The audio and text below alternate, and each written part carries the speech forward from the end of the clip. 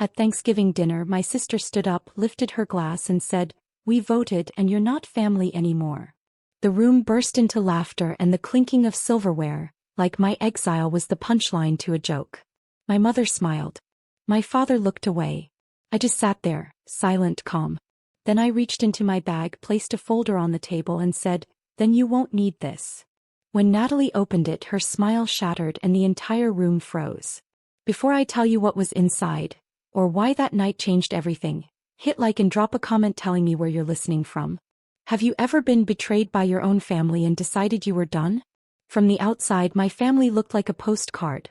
Perfect smiles, matching sweaters, the kind of people neighbors waved to from across the street. Inside it was all control, guilt and quiet debts. My mom ran the house like a boardroom. My dad kept his peace by staying silent. And Natalie, my little sister, was the golden child everyone invested in, while I was the one expected to handle things. For years, handling things meant paying the bills no one talked about. I covered Dad's dental surgery when his insurance fell through, Mom's credit card when the balance mysteriously ballooned, even Natalie's emergency car repair that somehow included a weekend spa receipt. No one ever asked how I was doing. They only asked if I could transfer money today. When I bought my first condo, I thought maybe it would earn a little respect. Instead, Natalie joked, "Must be nice not having kids to ruin your credit." Everyone laughed. I smiled along because that was my role, to keep peace, swallow it and show up with wine. Then one day Natalie called with a tone too sweet to be real. "Joel and I are starting a wellness cafe," she said. "We just need a small cosign. Nothing big." I paused. "You mean my name and my credit?" I said. The silence on the line told me everything. From that moment something shifted. My calls started going to voicemail. Family dinners happened without me. Mom sent vague texts. "Don't make things awkward. You know how sensitive your sister is." Dad didn't pick up when I called. Weeks passed and I watched from the sidelines as Natalie posted pictures. New outfits, brunches, hashtags about cutting toxic people. I didn't need to guess who she meant. For the first time, I didn't chase their approval. I sat in my apartment, lights low, scrolling through years of receipts, payment confirmations, and old messages. Each one told the same story. I'd been the family safety net, the backup plan, the quiet ATM in heels. They didn't love me. They depended on me. And somewhere between those lines, I realized something even worse. They weren't planning to thank me. They were planning to erase me. 3 weeks before Thanksgiving, Natalie stopped pretending. She unfollowed me on social media and posted a photo captioned, "Protect your peace, even from family." My mother hearted it. My dad left a thumbs up.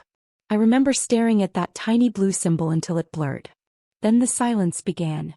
No calls. No updates. Just the sense that conversations were happening without me. When I finally texted, "Mom, are we doing dinner this year?" she replied hours later, "Ask your sister. She's hosting." That's how I knew something was off. Natalie had never hosted anything without my help. Every birthday cake, every seating chart, every grocery list. It was always me behind the curtain. But this time there were no calls asking for a recipe. No, "Can you bring your nice wine glasses?" Nothing. A week later, Dad stopped by my place to check on me. He stood by the door like he was afraid to come in. "You know how your sister is," he said. "She feels you've been distant." I laughed. Distant because I stopped funding her projects. He shifted uncomfortably. "Maybe you could apologize. It would mean a lot to your mother." That's when I realized he wasn't there for me. He was delivering a message. I spent that night sitting at my kitchen table surrounded by folders, bank transfers, bills, printed messages. 5 years of helping. 5 years of being useful but never loved. Somewhere between the ink and the numbers, a thought surfaced. They'll never admit what they did, but I can make them see it. So I started organizing, not out of spite but out of clarity. I made timelines, labeled transactions, even printed out a few screenshots.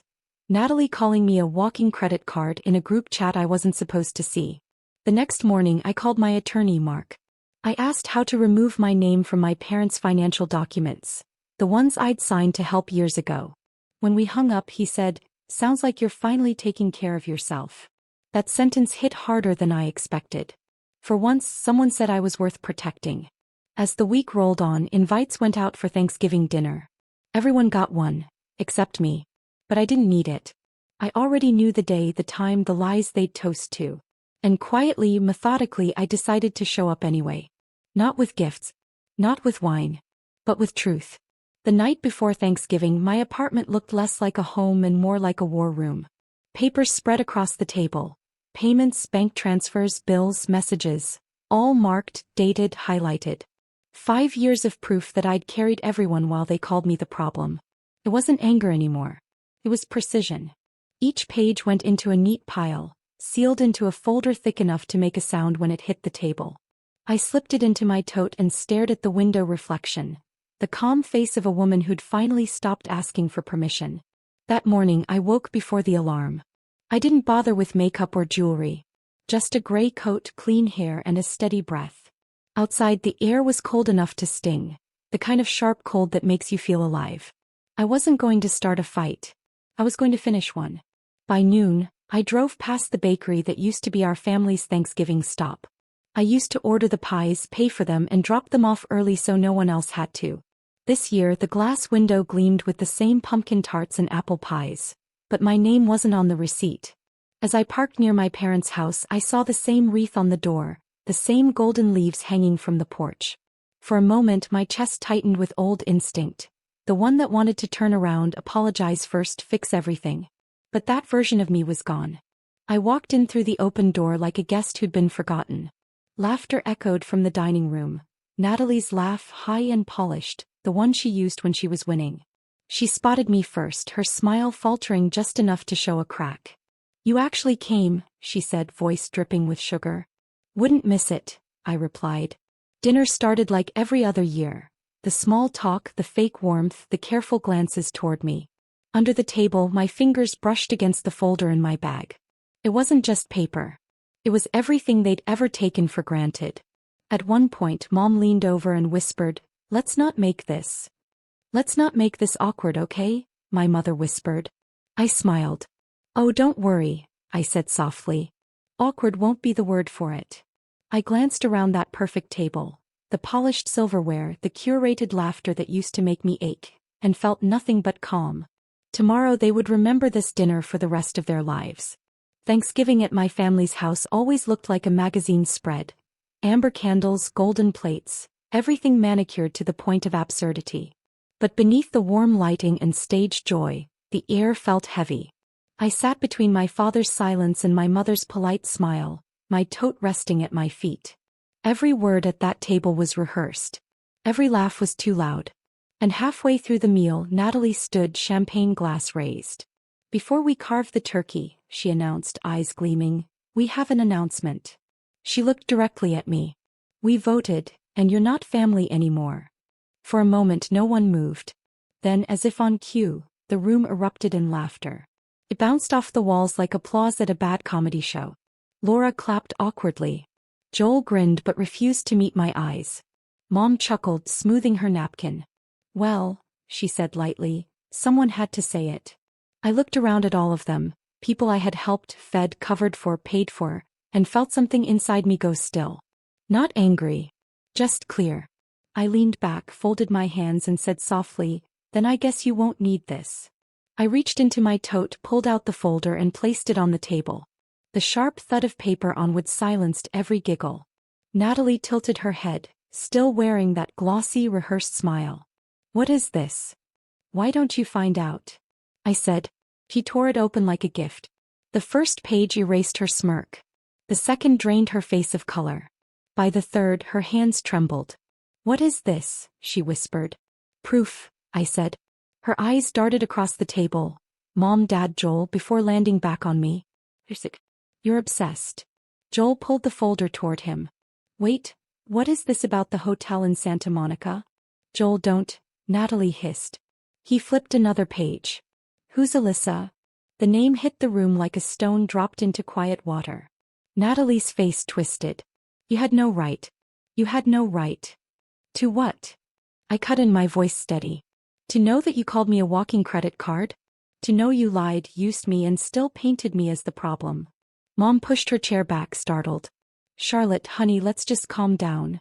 "I am calm," I said. And I was. I had been calm my entire life while they drained me dry. Dad finally spoke.